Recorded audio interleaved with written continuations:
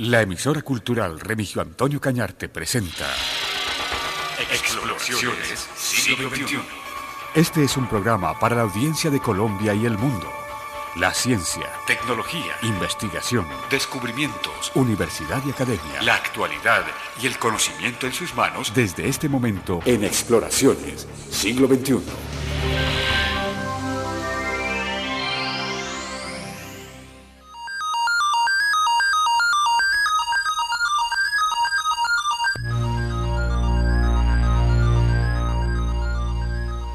Señoras y señores, bienvenidos a Exploraciones del Siglo XXI, edición número 362, que cuenta con la producción del Instituto Municipal de Cultura y Fomento al Turismo, al igual que de la emisora cultural Remigio Antonio Cañarte.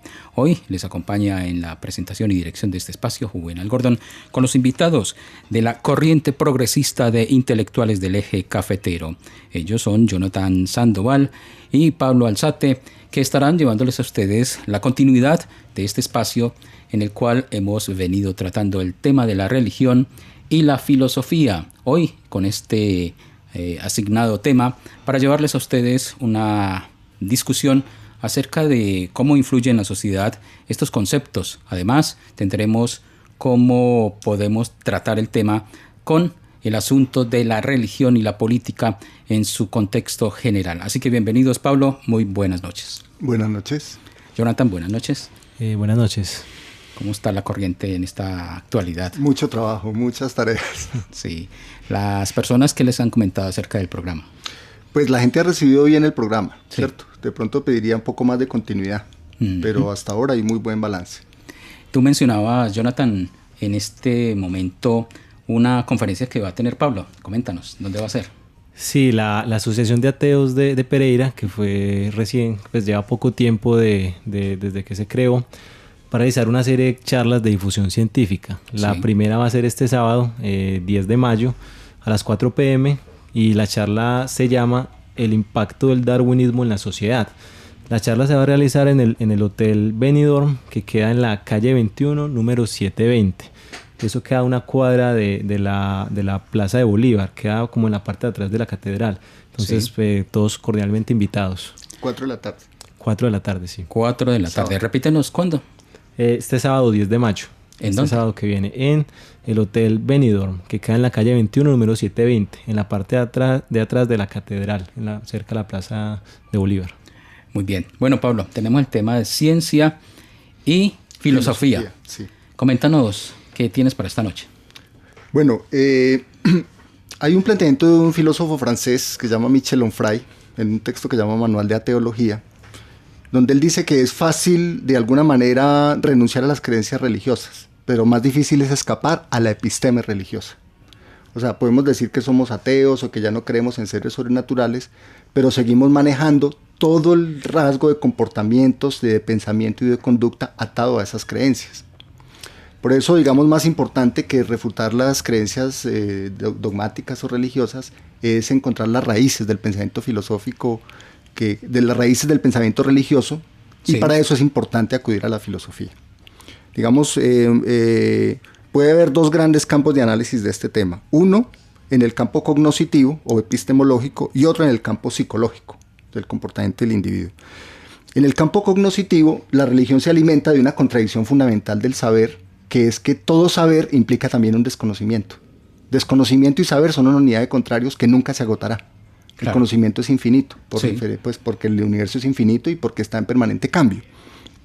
Y ese desconocimiento siempre será una fuente de inspiración para tesis imaginativas o especulaciones imaginativas sobre las cosas que existen realmente en el mundo. Entonces, de ese desconocimiento se alimentan varias conductas que alimentan la religión. Creer por imaginación. La imaginación es parte del aparato cognoscitivo humano, es imprescindible para conocer, es más, es parte del ejercicio científico. Sí. Si no hay imaginación en el descubrimiento científico, va a ser una imaginación muy aplanada, va a ser una imaginación sin mucha gracia y de pronto no va a alcanzar a ver la ley que subyace a un fenómeno. Pero la imaginación no se puede desligar de la evidencia, Claro. tampoco se puede desligar de la racionalidad, porque la imaginación en cierta medida es la irracionalidad de la mente, donde usted puede construir cosas que no existen con ladrillos de cosas que sí existen. Entonces, ese vuelo de la imaginación, separado de la realidad, de los hechos y del racionalismo, es una fuente permanente de pensamiento dogmático, religioso. Hay una imaginación virtual dependiendo de los sentidos, de la interacción sensible con el medio ambiente. Estas ideas se crean. ¿En qué momento uno considera que está el borde de la realidad y de la irrealidad, de la virtualidad? Cuando no están esos sentidos planteados de una forma humana, en que tú adoleces de uno de esos sentidos, pues vas a crear irrealidades. Sí, realmente esa parte no la manejo, entonces no podría opinar sobre ella. Sí. Pero sí sé, por filosofía y por método científico, que la imaginación es una parte intrínseca del aparato cognoscitivo humano, fundamental. Pero desligada de estos elementos que menciono, es una fuente permanente de idealismo. Uh-huh. Una segunda raíz que la menciona Richard Dawkins en el libro que hemos venido comentando, La ilusión de Dios, es la necesidad de creer por autoridad. Todos los seres humanos necesitamos creer por autoridad, sobre todo en la infancia. Y los niños tienden a creer por autoridad. Es un mecanismo de supervivencia. O sea, los niños aprenden rápidamente que si no obedecen las instrucciones de los padres, pueden comer frutas rojas que generalmente son venenosas, meterse a un estanque lleno de cocodrilos sin saber. Entonces los padres permanentemente están diciendo no, sí, no hagas esto, no hagas otro. Y esos niños sobreviven. Richard Dawkins dice que es un mecanismo evolutivo. Sí. Está intrínsecamente ligado a... Bueno, pero resulta que cuando los niños van creciendo y son sometidos a la autoridad de los padres o de otras autoridades, no solamente los padres, estas estructuras mentales de creer por autoridad se quedan fijas. Y entonces, cuando llegamos a tener la capacidad de pensar por nosotros mismos, esa capacidad se pierde de juzgar nuestros propios criterios por la necesidad de seguir autoridades establecidas.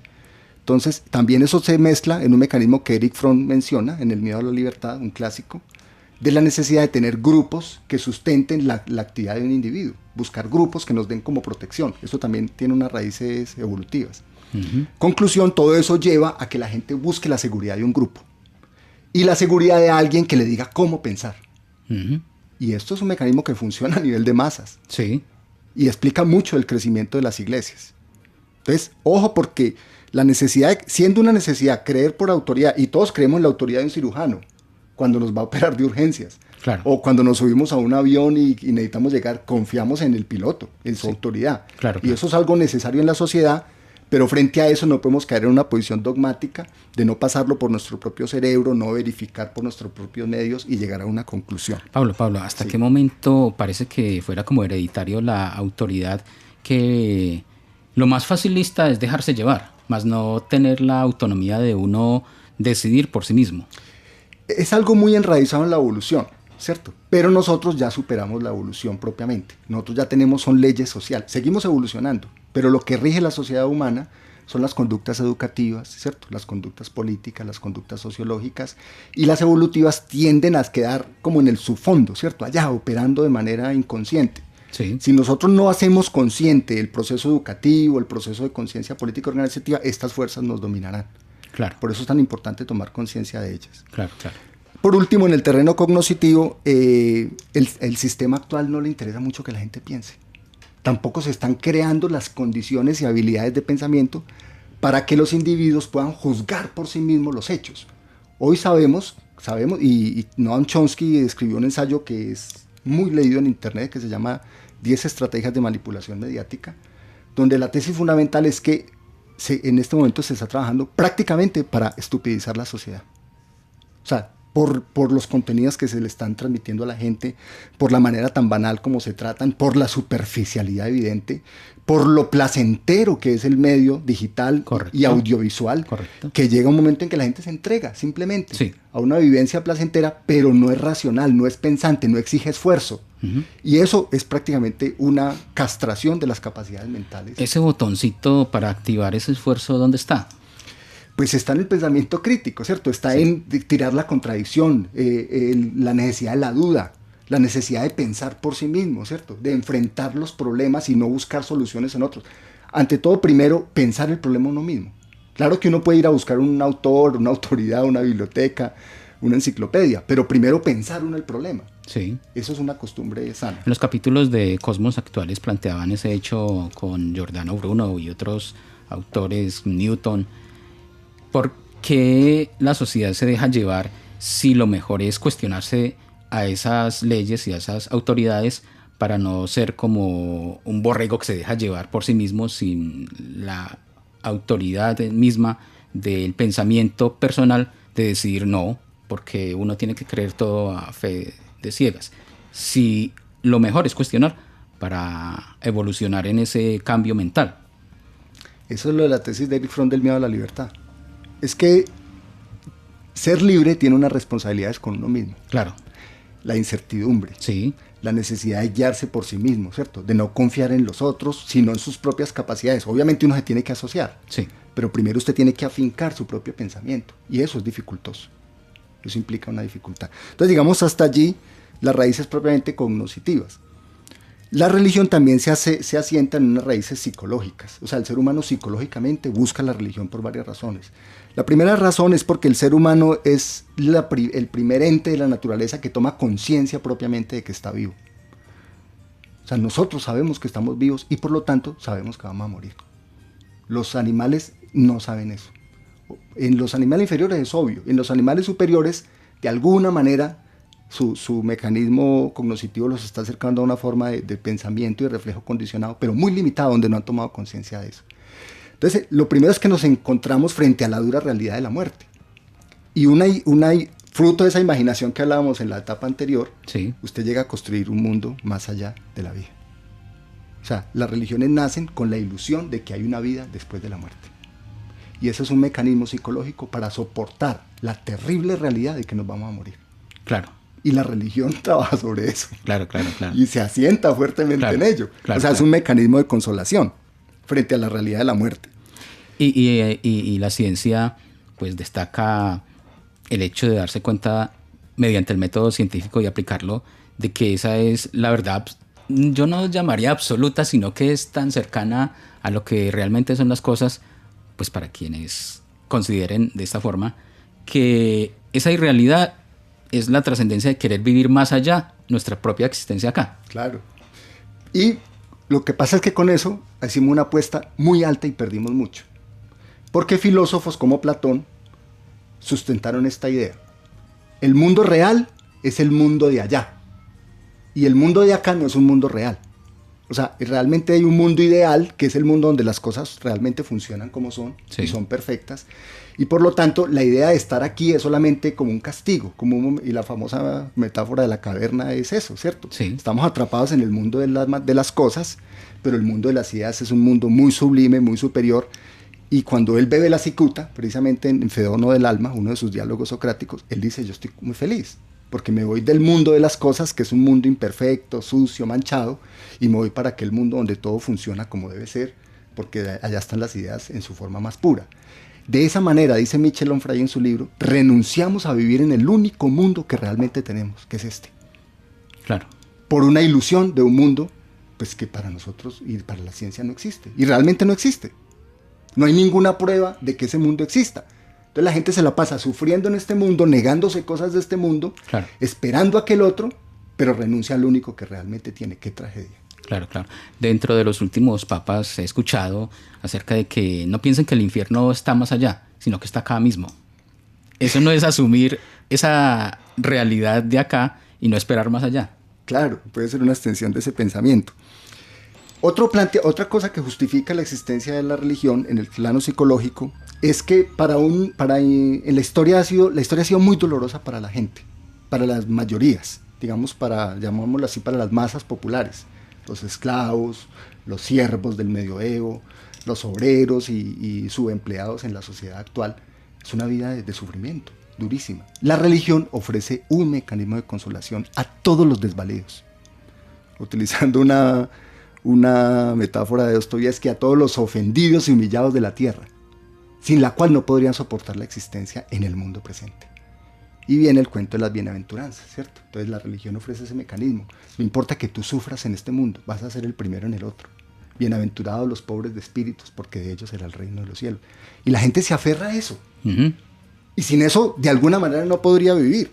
Claro. De hecho, Marx tiene una cita al respecto, en un texto ya clásico, que se llama la crítica de la filosofía del derecho de Hegel, donde trata la religión en esos términos. Según la conocida expresión de Marx, comillas, la miseria religiosa es la expresión de la miseria real y al mismo tiempo la protesta contra la miseria real. La religión es el suspiro de la criatura agobiada, el corazón de un mundo sin corazón, así como el espíritu de los que no tienen espíritu. La religión es el opio del pueblo. Esta última parte es la más conocida de la frase de Marx, Claro. pero no se conoce la anterior. ¿Cómo es la anterior?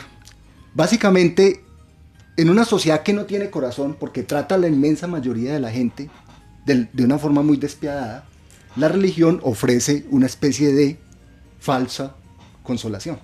Sí. ¿Cuál? Una consolación en un mundo futuro, un ultramundo que realmente no existe. Entonces, ese es el segundo mecanismo que llamaríamos el mecanismo de consolación. Hay otro elemento muy importante en la religión y es que en la naturaleza nos sentimos gobernados por las fuerzas de la naturaleza. Viendo el programa de Cosmos hace poco, Neil deGrasse Tyson pregunta, dice, si tuviéramos una explosión de supernova en el universo cercano, ¿qué le pasaría al planeta Tierra? Y nos dejó con la expectativa. Claro. Si llega a haber una explosión de supernova en el universo aquí en la galaxia cercanas, vamos a ser arrasados por esa explosión. O sea, la Tierra va a desaparecer. Como 15 o 20 minutos después dice, tranquilos, la supernova más próxima a explotar está a 10 millones de años luz. Claro, o sea, claro. no está dentro de nuestro... Pero mire la incertidumbre. En cualquier momento puede haber un fenómeno cósmico que nos desaparezca. Los asteroides han sido uno de los casos cercanos. En Rusia hace poco un meteorito de menor tamaño, Exacto. pero existen unos muy grandes y muchos que están pasando muchas veces al día y no nos damos cuenta. Entonces, esa incertidumbre frente a las leyes de la naturaleza, los ciclones, las pestes, los terremotos, las catástrofes cósmicas, nos hacen ver como sobrecogidos frente a la magnitud del universo. Y nos hace reverenciar en esas fuerzas del universo, de alguna manera, ese tótem, ¿cierto? O esa deidad que queremos reemplazar y que queremos ver como un mecanismo de consolación a nivel psicológico. Yo dejaría hasta allí la parte de las raíces psicológicas y epistemológicas de la religión. Muy bien. En cuanto al contenido de la estructura en los pensum académicos de los colegios y de las universidades, la parte de la filosofía es algo anexo en la sociedad colombiana. ¿Se considera así o es tan importante? ¿Cómo lo has visto, Pablo? No, son más bien costuras. No se les da la seriedad que realmente tienen estas materias. O sea, primero la filosofía debe estar intrínseca a todas las ciencias. Claro. Sí, o sea, en física usted debería ver filosofía. Historia de la ciencia Sí. y de la filosofía. Y además debe haber una materia seria para el pensamiento filosófico, pero Sí. esas materias no se toman seriamente. Realmente. Rodolfo Ginás lo comentaba en un artículo esta semana de que a la sociedad colombiana le hace falta en esa educación el contenido de la historia misma, de su contexto y cómo está relacionada con su apropiación, que eso, como lo mencionas, parece una materia de costura, pero es tan importante para la evolución misma de una sociedad con un contenido educativo constructivo. Bueno, cuéntame, quería decir algo Jonathan. ya al respecto, y es que como estudiante, digamos, de la tecnológica, y estudiante de ingeniería además, uno nota la separación que existe entre la filosofía y en general todo el pensamiento humanista. Como dijo Pablo ahorita, todos nosotros, incluyéndome, vemos tanto la parte filosófica como humana, las humanidades como una costura. Ujú. Y en parte es cierto, porque cuando uno va y analiza lo que uno ve, a lo que uno va a salir a hacer, pues si lo compara con lo que le enseñan allí, uno no encuentra relación, ¿cierto? Eso es un problema muy delicado. Yo creo que, no sé si sería bueno que pasáramos entonces al tema de hablar de política y religión, ¿cierto? Sí, correcto. Cuéntame, Jonathan, acerca de la relación religión, política y sociedad. Bueno, pues ahorita, ya que se tocó, digamos, un tema importante hablando de la religión como una forma de consuelo, este es uno de los papeles que tiene, pero también la religión habla de un orden de las cosas ante ese desconocimiento de la realidad que hay, ¿cierto? Ese desconocimiento, la religión muestra un camino, una oportunidad, un orden, muestra un orden establecido de las cosas. Y esa ideología, esa forma de pensar que la religión tiene, es utilizada, digamos, por la política para mantener el orden de las cosas. Entonces hablábamos ahorita de una serie de personas que, pues, de las grandes masas del pueblo que están, digamos, en condiciones muy precarias. ¿Y por qué no hacen algo? Creo que Juvenal lo decía ahorita, ¿por qué no critican? ¿Por qué no se plantea? O sea, ¿por qué recurren a la religión como una forma de explicación? Y es que hay todo un orden que, digamos, trata de mantener las cosas así, y la religión es uno de esos aparatos que se utilizan para mantener las cosas así. La religión entonces forma parte del establecimiento oficial, ¿cierto? Forma parte de eso. Y como la educación forma parte también de ese aparato, pues la educación es pobre en cuanto al pensamiento crítico y en cuanto al pensamiento científico. Inclusive la religión tiene mucha influencia en la educación.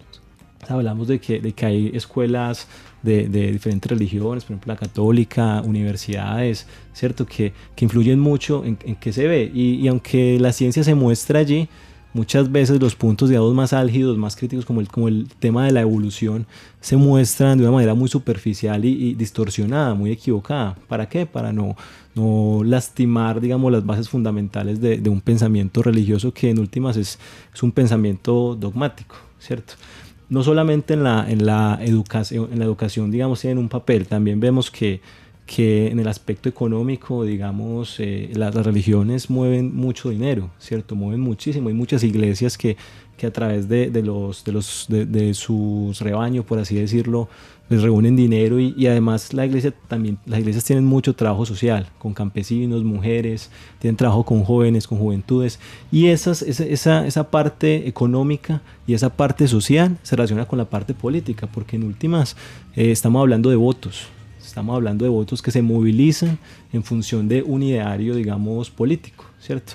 Sabemos que la religión influye en muchos temas y por ejemplo, hablando ya un poquito de cuestiones como el matrimonio entre personas del mismo sexo, la religión, digamos, las instituciones religiosas han hecho así una guerra frontal al matrimonio que llaman matrimonio igualitario.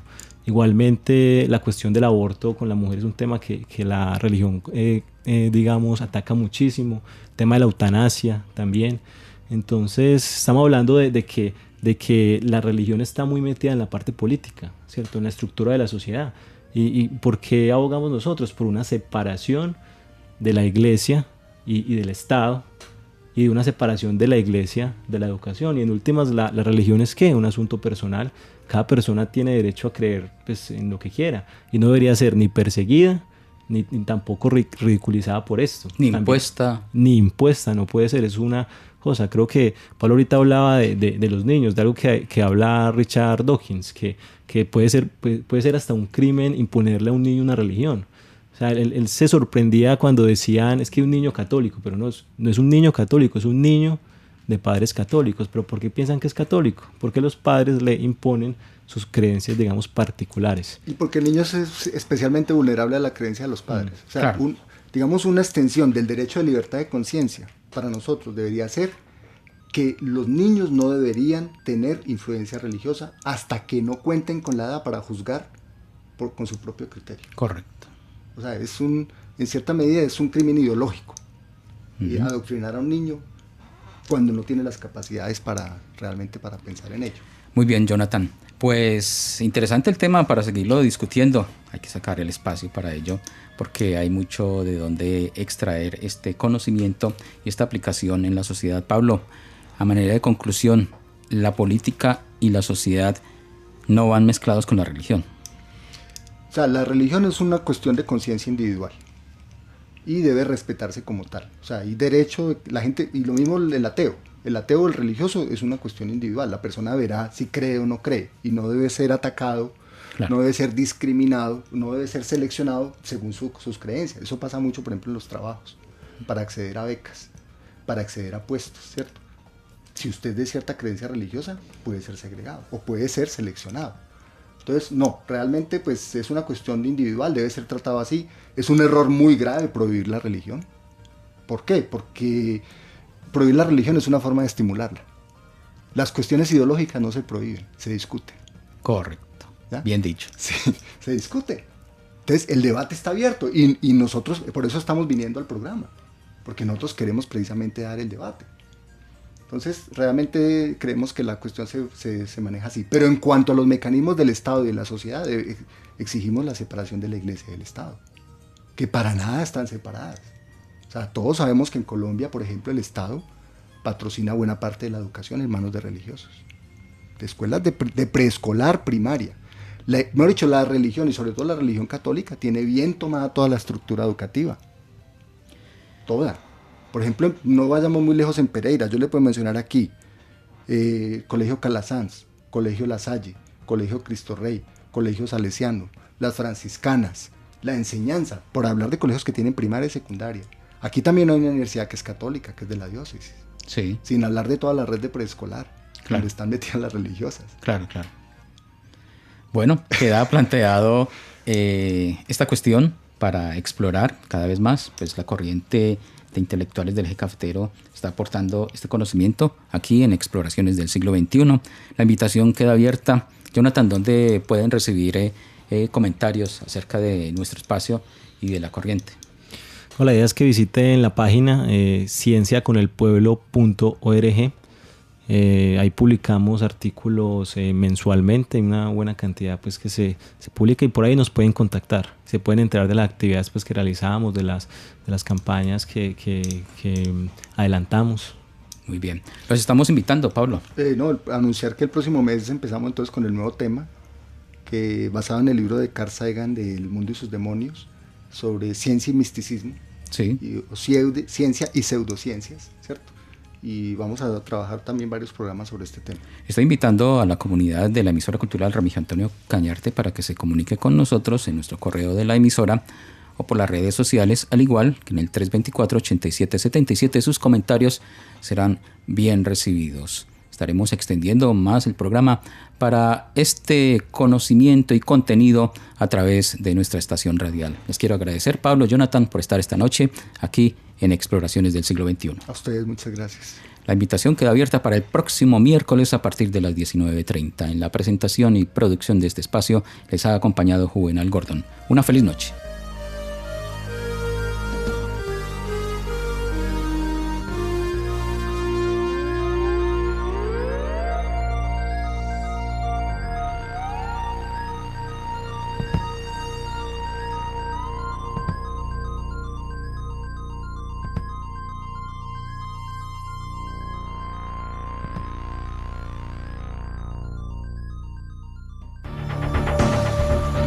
La emisora cultural de Pereira presentó Exploraciones del siglo XXI. Programa presentado por Juvenal Gordon Buriticá.